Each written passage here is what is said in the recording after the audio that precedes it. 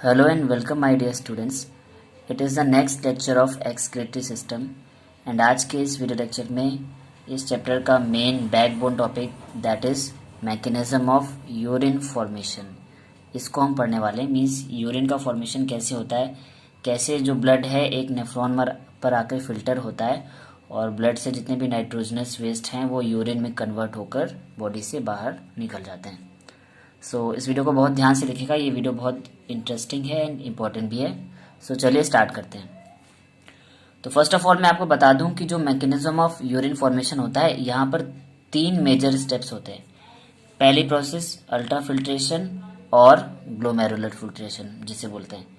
Second selective reabsorption या selective tubular reabsorption और third process है ट्यूबुलर सिक्रीशन। तो बेसिकली 3 प्रोसेस होती हैं, ultra filtration, selective reabsorption and tubular secretion. और ये सारों के सारे जो हैं हमारी नेफ्रॉन के अलग अलग पार्ट्स में होते हैं जिन्हें हम 1 बाय 1 अभी डिस्कस भी करने वाले हैं। तो हम आ जाते हैं अपने पहले स्टेप पे विच इज अल्ट्रा फिल्ट्रेशन और glomerular filtration. It is the first step in urine formation which is carried out by the glomerulus.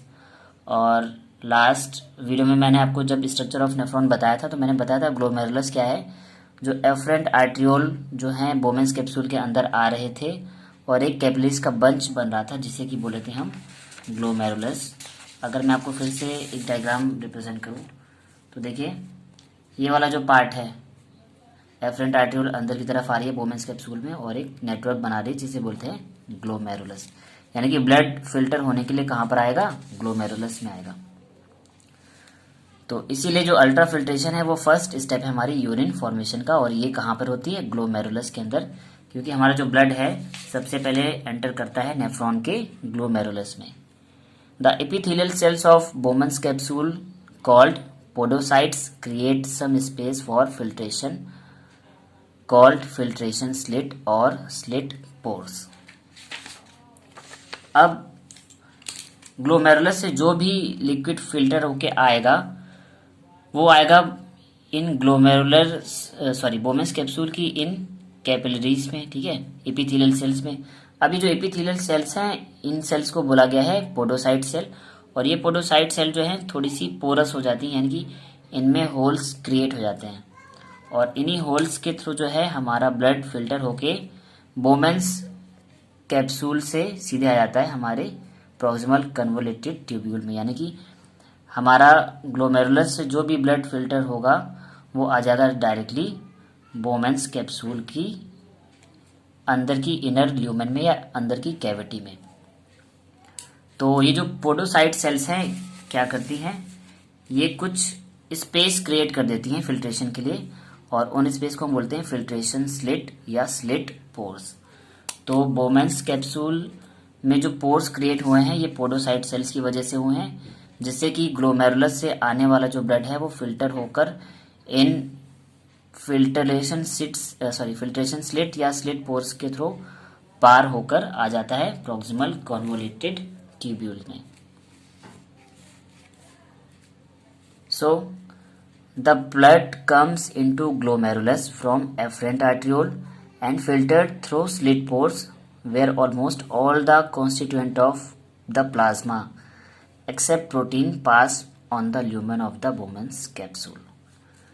अब इस पॉइंट को समझ लीजिए, कहने का मतलब है कि जो ब्लड है वो ग्लोमेरुलस के अंदर कहाँ से एंटर करेगा, ये हमारा ग्लोमेरुलस है और इसके अंदर ब्लड एंटर करता है एफरेंट आर्ट्रियोल से। ये हमारी एफरेंट आर्ट्रियोल है जो कि ब्लड को लेकर आएगी ग्लोमेरुलस के अंदर और जैसे ही ब्लड जो है हमारे ग्लोमेरुलस में एंटर करेगा तो वो ग्लोमेरुलस से फिल्टर होगा और वो इन स्लिट पोर्स के थ्रू फिल्टर होके कहाँ पर आ जाएगा, हमारे बोमेंस कैप्सूल के ल्यूमेन में। ये हमारा जो पार्ट है बोमेंस कैप्सूल की कैविटी, इसको बोलेंगे बोमेंस कैप्सूल का ल्यूमेन। तो हमारे जो फिल्टर ब्लड का जो फिल्टर्ड पार्ट है वो यहाँ पर आ जाएगा बोमेंस कैप्सूल की कैविटी में यानी कि ल्यूमेन में। और बेसिकली जो फिल्टर्ड पार्ट क्या होगा, वो होगा almost all the constituent of the plasma except proteins, क्योंकि जो अल्ट्रा फिल्ट्रेशन होता है वहां पे केवल और केवल ब्लड का लिक्विड पार्ट ही फिल्टर होता है और मैंने आपको बताया है ब्लड का जो लिक्विड पार्ट होता है उसे हम ब्लड प्लाज्मा बोलते हैं। बस ब्लड प्लाज्मा में भी 90% तो वाटर होता है और 10% में कुछ ऑर्गेनिक एंड इनऑर्गेनिक कंपाउंड्स होते हैं, साथ में कुछ ब्लड प्रोटीन्स भी होते हैं।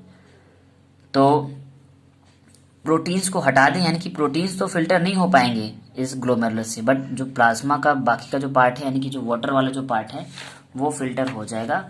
मीन्स ब्लड का जो जितना भी लिक्विड पार्ट है वो ग्लोमेरुलस से फिल्टर होके कहाँ पर आ जाएगा, बोमेन्स कैप्सूल के ल्यूमन में।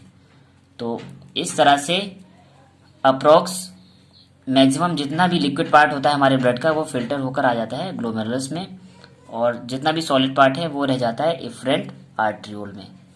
तो इसी प्रोसेस को बोलते हैं अल्ट्रा फिल्ट्रेशन, यानी कि जहाँ से ब्लड का मैक्सिमम लिक्विड पार्ट फिल्टर होकर आ जाएगा हमारे इस बोमेन्स कैप्सूल की कैविटी में।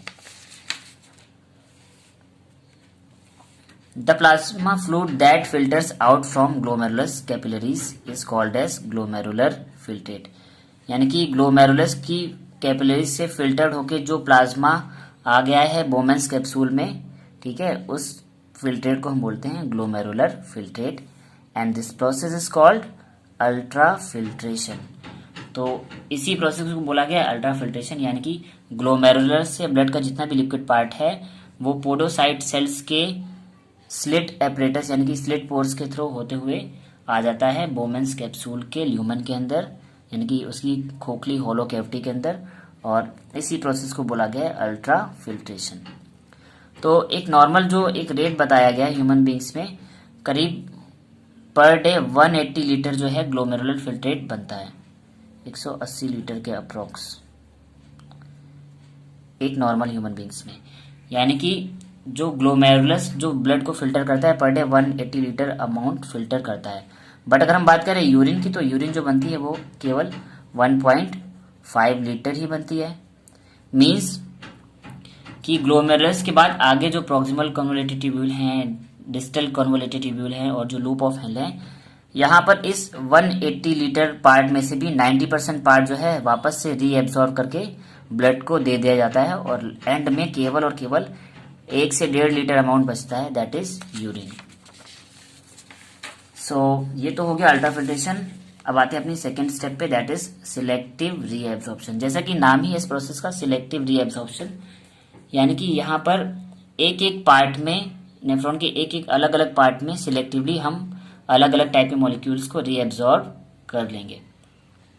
सो पहला पार्ट तो हमको पता है ग्लोमेरुलस यानी कि बोमेन्स कैप्सूल जहां से खत्म होता है, यहां से देखिए बोमेन्स कैप्सूल खत्म, तो तुरंत ही अगला जो कॉइल्ड पार्ट आता है उसको बोलते हैं पीसीटी, यानी कि प्रॉक्सिमल कन्वोलेटेड ट्यूब्यूल।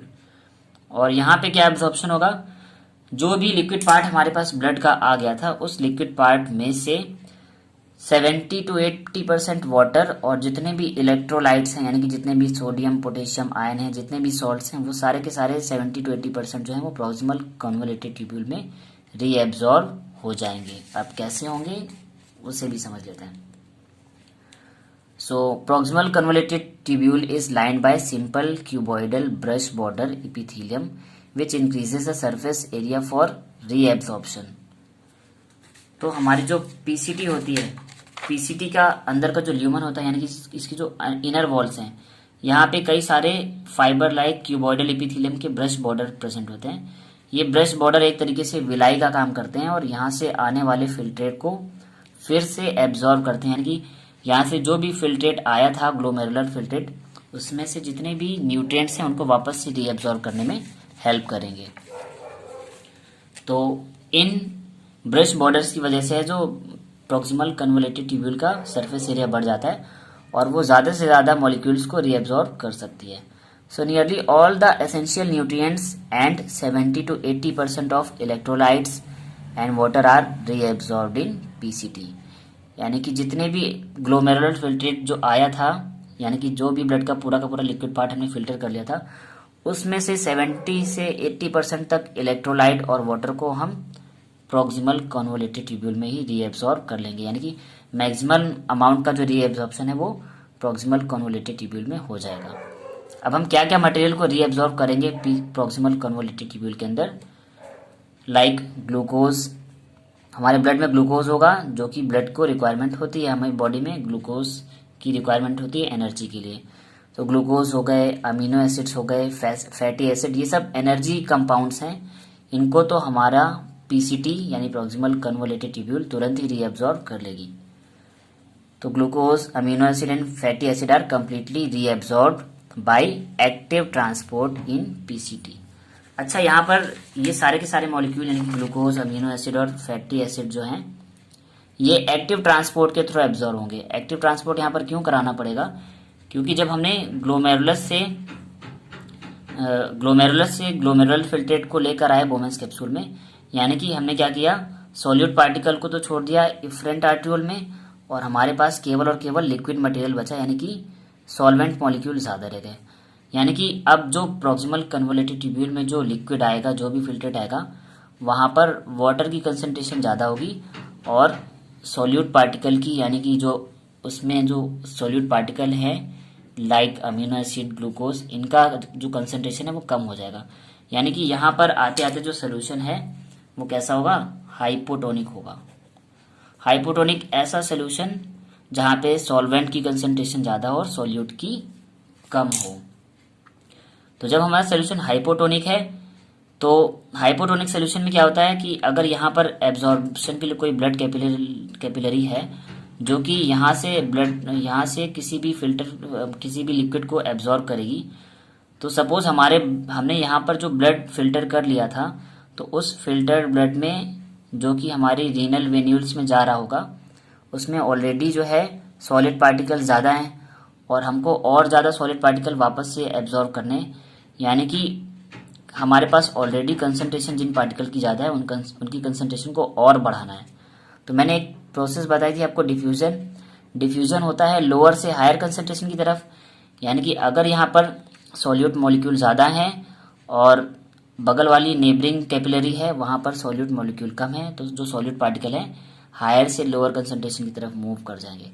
बट यहाँ पर उल्टा हो रहा है कि जो हमारी ब्लड कैपिलरीज हैं जो कि एब्जॉर्प्शन कर रही हैं जगह जगह से, उनमें ऑलरेडी जो है सॉल्यूट पार्टिकल पहले से ज़्यादा हैं, और हमारी पीसीटी के अंदर सॉल्यूट पार्टिकल कम है।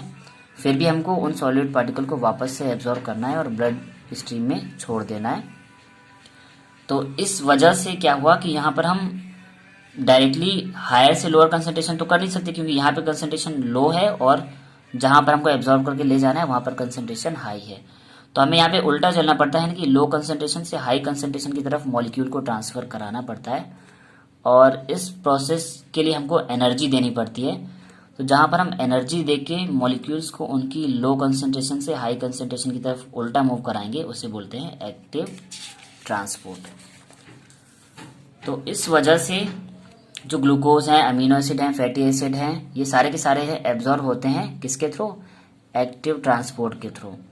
क्योंकि हमारा जो ब्लड की जो कैपिलरीज हैं उसमें ऑलरेडी केवल सॉलिड पार्ट बचा, यानी कि केवल सॉल्यूट मॉलिक्यूल बचे हैं, सॉल्यूट की कंसंट्रेशन पहले से ही हाई है, और वहाँ पर हमको पीसीटी से और ज़्यादा सॉलिड पार्टिकल एब्जॉर्ब करके वहाँ पर ले जाने हैं।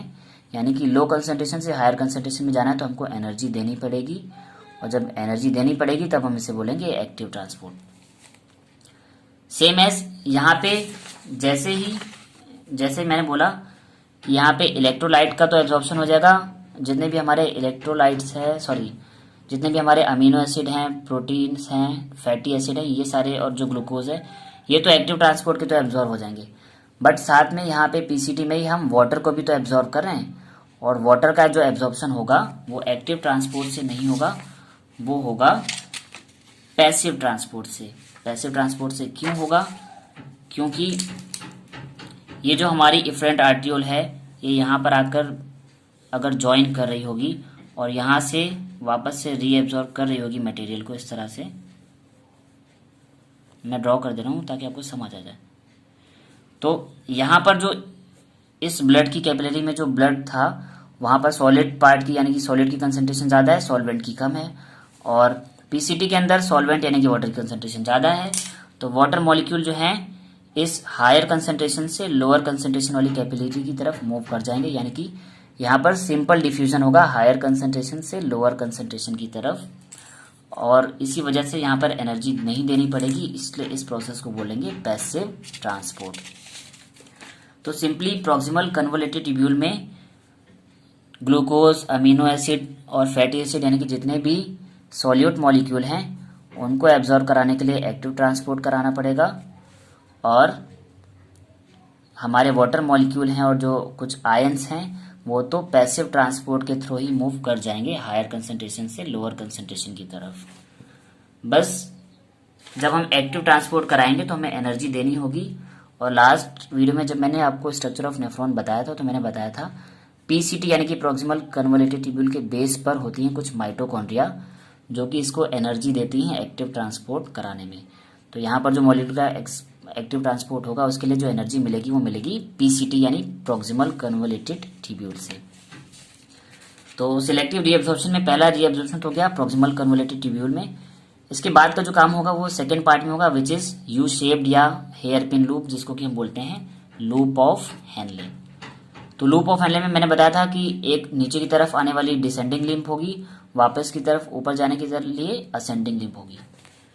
तो the descending limb of loop of Henle is permeable to water but impermeable to electrolytes, so here water is reabsorbed passively and the filtrate become hypertonic और concentrate। अब इस लाइन को समझिएगा, जो डिसेंडिंग लूप है लूप ऑफ हेनले का यानी कि जो नीचे की तरफ आने वाली जो इसकी लिम्ब है वो परमिएबल है वाटर के लिए और इलेक्ट्रोलाइट के लिए यानी कि सॉल्यूट मॉलिक्यूल के लिए परमिएबल नहीं है। तो देखिए हम पीसीटी से ट्रेवल करके ये जो पार्ट है ये कंप्लीट जो यू शेप्ड स्ट्रक्चर है ये है लूप ऑफ हेनले, और ये जो इसकी नीचे की तरफ आने वाली जो ये आर्म है बगल वाली इसको बोला गया है डिसेंडिंग लिम्ब। और ये डिसेंडिंग लिम्ब है, इसकी स्पेशल प्रॉपर्टी क्या है कि ये वाटर के लिए परमेबल है बट इलेक्ट्रोलाइट्स या सॉल्ट्स के लिए या सॉल्यूट पार्टिकल के लिए इम्परमिएबल है। मींस वाटर मॉलिक्यूल्स तो इसमें से मूव करके बाहर जा सकते हैं बट सॉल्यूट मॉलिक्यूल या जो हमारे इलेक्ट्रोलाइट्स हैं सोडियम पोटेशियम जो आयंस वगैरह हैं वो मूव करके बाहर नहीं जा सकते। तो इस तरह से जब डिसेंडिंग लिम्ब वाटर के लिए परमेबल है तो यहाँ से फिर से क्या होगा एब्जॉर्प्शन ऑफ वाटर हो जाएगा, यानी कि यहाँ पर जो 70 to 80% वाटर हो गया था उसके बाद भी जो रेस्ट अमाउंट बचेगा कुछ वाटर का वो कहाँ पर एब्जॉर्ब हो जाएगा लूप ऑफ हेनले के डिसेंडिंग लिम्ब में। तो जैसे हम नीचे आए तो लूप ऑफ हेनले का डिसेंडिंग लिम्ब जो कि वाटर के लिए परमेबल है तो वहां से वाटर एब्जॉर्ब हो जाएगा। अब देखिए पीसीटी में हमारा जो सोल्यूशन था वो हाइपोटोनिक था, लेकिन जैसे हम आए कहाँ पर लूप ऑफ हेनले में तो लूप ऑफ हेनले में हमने क्या किया वाटर को एब्जॉर्ब कर लिया, और जब सोल्यूशन में से वाटर एब्जॉर्ब हो जाएगा यानी कि सॉल्वेंट की कंसंट्रेशन लो हो जाएगी। भाई सॉल्वेंट तो हमारा वाटर है और वाटर को हमने एब्जॉर्ब कर लिया तो सॉल्वेंट की कंसंट्रेशन लो हो गई और जो हमारा सॉल्यूट है उसकी कंसंट्रेशन बढ़ जाएगी क्योंकि इलेक्ट्रोलाइट को हमने यहाँ पे रीएब्जॉर्ब नहीं किया है तो उनकी कंसंट्रेशन यहाँ पर ज़्यादा हो जाएगी। और जब सॉलिड की कंसंट्रेशन बढ़ जाए और सॉल्वेंट की कम हो जाए तो ऐसे सोल्यूशन को हम क्या बोलेंगे हाइपरटोनिक सोल्यूशन या कंसंट्रेट सोल्यूशन। तो इसी वजह से यहाँ पर डिसेंडिंग लिम्ब में जो सोल्यूशन है वाटर एब्जॉर्ब हो जाता है, सॉल्वेंट के मॉलिक्यूल एब्जॉर्ब हो जाते हैं तो उनका अमाउंट कम हो जाता है और सोल्यूशन हो जाता है हाइपरटोनिक। इसके बाद वापस हम जाएंगे नीचे आएंगे और नीचे के बाद ऊपर की तरफ जब जाएंगे असेंडिंग लिम्ब में यानी कि लूप ऑफ हेनले का जो ऊपर वाला लिम्ब है असेंडिंग लिम्ब। अब इसकी भी एक और स्पेशल प्रॉपर्टी होती है। क्या प्रॉपर्टी होती है कि ये जो है इलेक्ट्रोलाइट्स के लिए परमेबल होता है बट वाटर के लिए इम्परमेबल होता है।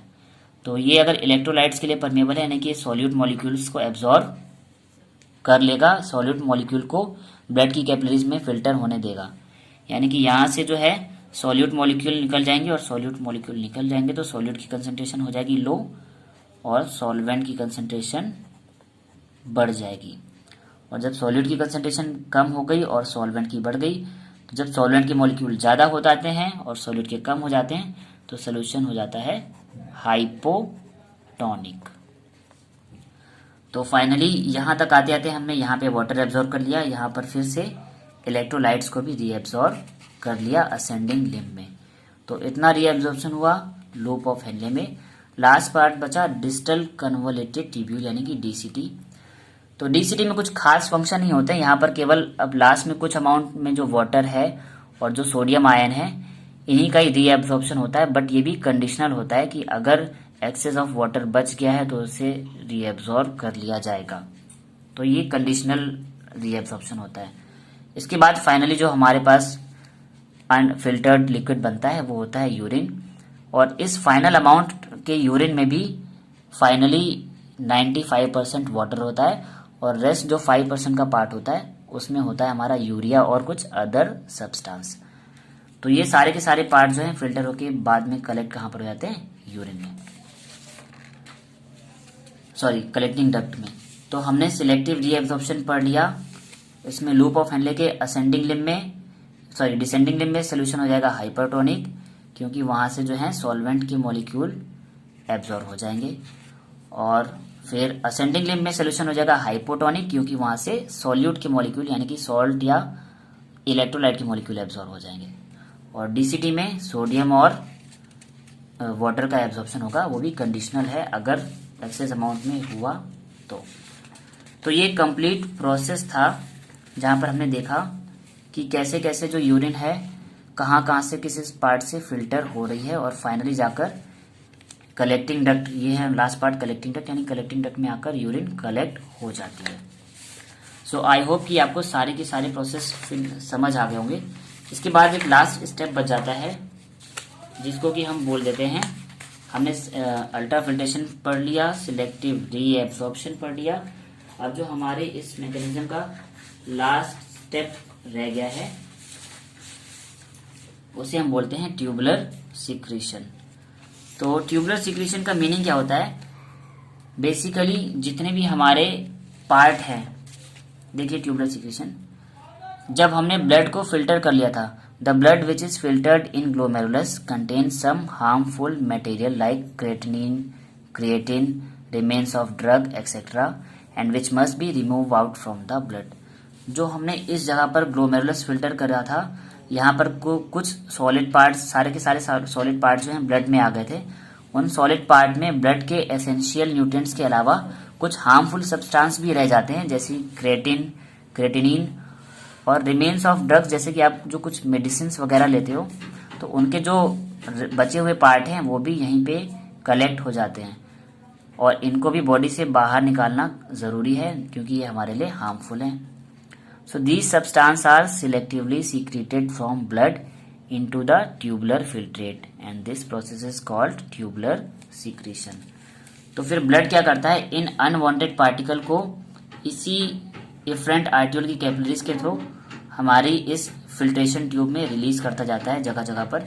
यानी कहीं पर ये क्रेटिनिन को रिलीज कर देगा, कहीं पे ड्रग्स को, कहीं पे और अदर फाइबर्स को, ताकि जितने भी अनवांटेड पार्टिकल हैं वो ब्लड स्ट्रीम से बाहर कहाँ पर आ जाएं, यूरिन में, और जो वांटेड पार्टिकल हैं वही केवल ब्लड में रहें। तो इस प्रोसेस को बोलते हैं ट्यूबुलर सिक्रीशन, यानी कि एक कॉमन ट्यूब में जो है हम 1 बाय 1 जितने भी अनवांटेड पार्टिकल्स हैं उनको ट्यूब में अलग अलग जगह पर रिलीज करते चले जाएं ताकि जो ब्लड है, ब्लड में कोई भी अनवांटेड पार्टिकल या हार्मफुल पार्टिकल ना रह जाए। ये कंप्लीट प्रोसेस हो गई हमारे मैकेनिज्म ऑफ यूरिन फॉर्मेशन की। अब एक लास्ट छोटा सा टॉपिक रह जाता है, हमारा जो यूरिन है उसका कंपोजिशन क्या होता है, यानी कि इतना सब होने के बाद जो कलेक्टिंग डक्ट में जो यूरिन जाएगा उसमें क्या क्या कंपोजिशन होता है उसे देख लेते हैं। सो यूरिन जो होता है उसमें 95% वाटर होता है, 2% में इनऑर्गेनिक सॉल्ट्स होते हैं यानी कि सोडियम, पोटेशियम, क्लोरीन, ये जितने भी आयंस होते हैं वो 2% में आते हैं। जो हमारा एग्जैक्टली जो यूरिया बनता है वो केवल 2.7% बनता है और रेस्ट 0.3% में कुछ अदर सब्सटेंस होते हैं लाइक जो भी ड्रग्स हैं, हिप्यूरिक एसिड, यूरिक एसिड, और एक पिगमेंट होता है यूरोक्रोम। और ये यूरोक्रोम पिगमेंट बहुत इंपॉर्टेंट है क्योंकि इस पिगमेंट की वजह से ह्यूमन की जो यूरिन होती है उसका कलर येलो होता है। So urine is pale yellow in colour due to urochrome pigment. इसी यूरोक्रोम पिगमेंट की वजह से यूरिन का कलर येलो होता है। एक एवरेज यूरिन का अमाउंट बताएं तो एक अडल्ट पर्सन में करीब 1 से 1.5 litre urine per day release होती है और उस यूरिन में जो अमाउंट ऑफ यूरिया होता है वो करीब 25 से 30 ग्राम होता है, यानी कि पर डे एक नॉर्मल ह्यूमन बीइंग 25 से 30 ग्राम यूरिया को रिलीज कर सकता है। एंड एक और मेन प्रॉपर्टी जो यूरिन की केमिकल प्रॉपर्टी है कि इसका नेचर कैसा होता है, ये एसिडिक होती है कि बेसिक। तो यूरिन इज स्लाइटली एसिडिक क्योंकि इसका जो पीएच है 7 से कम होता है, लेकिन ज़्यादा कम होता है कि पीएच इसका 6 होता है, यानी कि ये कम्प्लीटली एसिडिक नहीं होगी, ये स्लाइटली एसिडिक होगी।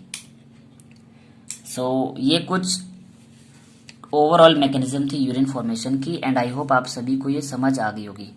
सो स्टूडेंट्स, ये वीडियो आपको कैसा लगा कमेंट करके बताएं एंड अगर ये वीडियो आपको समझ आया तो इसे लाइक करें एंड ज़्यादा से ज़्यादा स्टूडेंट्स तक शेयर करें ताकि आपके अलावा जितने भी स्टूडेंट्स हैं वो भी अपने डाउट्स को क्लियर कर पाएँ।